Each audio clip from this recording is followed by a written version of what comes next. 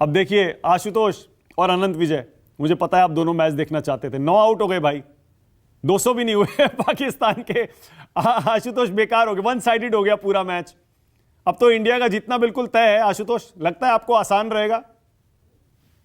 Cricket में जब तक आखिरी गेंद ना फेंक दी जाए तब तक कोई निष्कर्ष पर ना पहुंचे।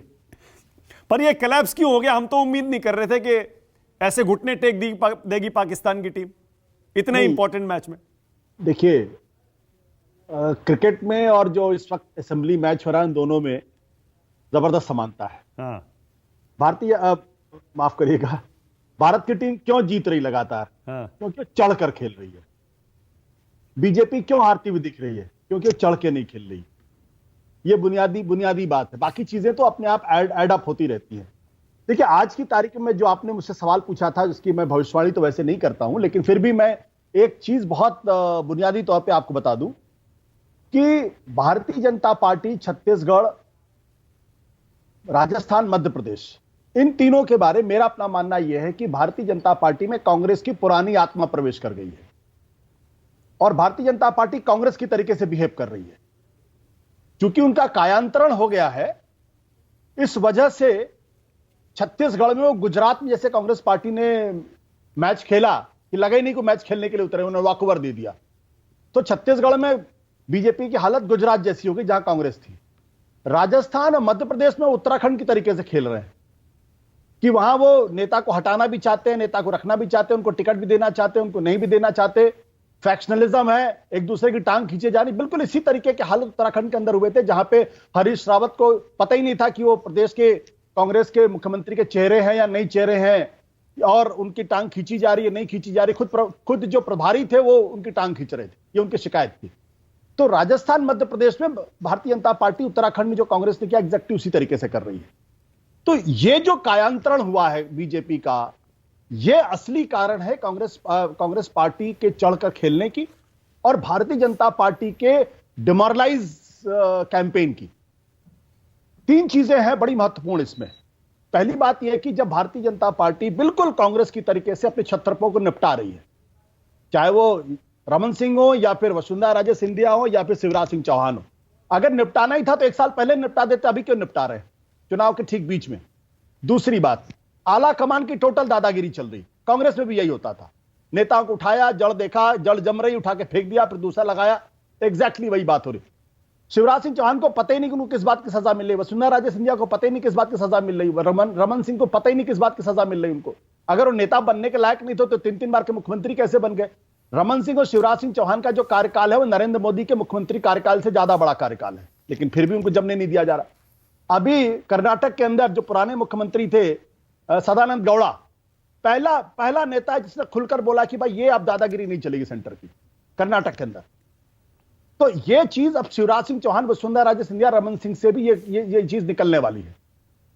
तीसरी बात क्या है कि इतनी इनडिसाइसिव भारतीय जनता पार्टी तो मैंने नरेंद्र मोदी के नेतृत्व में कभी देखी नहीं थी, तय ही नहीं कर पा रहे। और चौथी और सबसे महत्वपूर्ण बात यह है कि नरेंद्र मोदी बिल्कुल राहुल गांधी की जैसे हो गए। वो कर्नाटक जाते हैं तो भारतीय जनता पार्टी हार जाती है, वो हिमाचल प्रदेश जाते हैं भारतीय जनता पार्टी हार जाती है, वो मध्य प्रदेश से पूरी ताकत लगा रहे हैं लेकिन कोई नहीं कह रहा कि मध्य प्रदेश भारतीय जनता पार्टी जीत रही। छत्तीसगढ़ में जाके पता नहीं क्या क्या कह रहे हैं लेकिन फिर भी कोई नहीं कह रहा कि वो भारतीय जनता पार्टी वहां जीत रही है। राजस्थान में हारी हुई बाजी को जीतने की कोशिश कर रहे हैं, पता नहीं जीत पाएंगे नहीं, मुझे नहीं मालूम। लेकिन कांग्रेस का असली जो खेल है वो इस वक्त तेलंगाना के अंदर है, और तेलंगाना क्लासिक केस है। जिस हैदराबाद की म्युनिसिपैलिटी में भारतीय जनता पार्टी ने एक माहौल बना दिया, भौकाल क्रिएट कर दिया था कि वो तो लोकल बॉडीज के चुनाव में भी जीत जाते हैं, और उसके बाद वो देखिए बीआरएस के टर्फ पे खेल के उन्होंने ऐसी तैसी कर दी। पता ही नहीं चला कि तेलंगाना के अंदर भारतीय जनता पार्टी वहां खड़ी भी है। तो जब ऐसी स्थिति हो जाएगी, जब भारतीय जनता पार्टी कांग्रेस जैसी बिहेव करेगी, तो फिर नतीजे वही होंगे जो हर आदमी सोच रहा है इस वक्त। अरे ये बड़ी इंटरेस्टिंग आपने और कंट्रोवर्शियल बात कह दी आपने कि नरेंद्र मोदी राहुल गांधी की तरह हो गए हैं। वो जहां जा रहे हैं वो चुनाव बीजेपी हार जाती है, क्योंकि जहां तक हमें याद है हाल में 3-4 राज्य बीजेपी ने जीते हैं और मोदी जी वहां खूब प्रचार करके आए हैं। गुजरात गए, यूपी गए, उत्तराखंड गए, वो भी जीता। हम लोग शायद हमारी याददाश्त थोड़ी कमजोर होती है। 2017 में कांग्रेस पार्टी के अध्यक्ष बने थे राहुल गांधी। गुजरात में भारतीय जनता पार्टी के नाको चने चप गए थे। हाँ, और कर्नाटक में मोदी जिता नहीं पाए थे, राहुल गांधी पार्टी के अध्यक्ष थे। मध्य प्रदेश, राजस्थान, छत्तीसगढ़ अप्रत्याशित तौर पर कांग्रेस पार्टी जीत गई थी। तो क्या मान लिया जाए कि राहुल गांधी मोदी से बड़े नेता थे? तो चुनाव जिताना और चुनाव जीतना हारना अलग तरीके। जब आपकी पर्सनालिटी में वो चीज पैदा होने लगे, वो डिस्टॉर्शन पैदा होने लगे, तब समझ लीजिए कि आप चुनाव जिताने के लायक राज्यों के अंदर नहीं है। ये जो ऑर्गेनाइजर ने लिखा था वो ऐसे नहीं लिख दिया था। ऑर्गेनाइजर बहुत सोच समझ के लिखने वाले लोग हैं, और वो भी नरेंद्र मोदी के बारे में लिख रहे हैं। जब उन्होंने लिखा था कि नरेंद्र मोदी विधानसभा के चुनाव में जिताने की क्षमता नहीं रखते, और नरेंद्र मोदी ने खुद क्या कहा था, आपको याद होगा, राम मंदिर का मुद्दा अब चुनाव जिताने लायक नहीं रह गया। ये दो चीजें जिसको आप जोड़कर देखिएगा। आप तो ऑर्गेनाइजर की बातों को काफी गंभीरता से लेने लगे। अक्सर पहले तो आप ऑर्गेनाइजर पर भी खूब हमला करते थे। देखिए, ऑर्गेनाइजर जब अपनी आलोचना करता है तब उसको गंभीरता के साथ लेना चाहिए। जब मान लीजिए कि सीपीएम की कोई मैगजीन है, हाँ। वो जो अपने नेता के बारे में आलोचना करने लगे, तो समझ लीजिए कि रॉट बहुत गहरा है। मतलब जो दिक्कतें हैं वो बहुत गहरी हैं, और वो शायद अब उस तरफ पार्टी के नेतृत्व का ध्यान दिलाना चाहते हैं। ओके, अनंत विजय। और एक बात और, हाँ। हमारे बीच में एकमात्र पंडित जी हैं, वो विजय त्रिवेदी जी हैं, और खुद कहते हैं मैं पंडित नहीं हूं। अनंत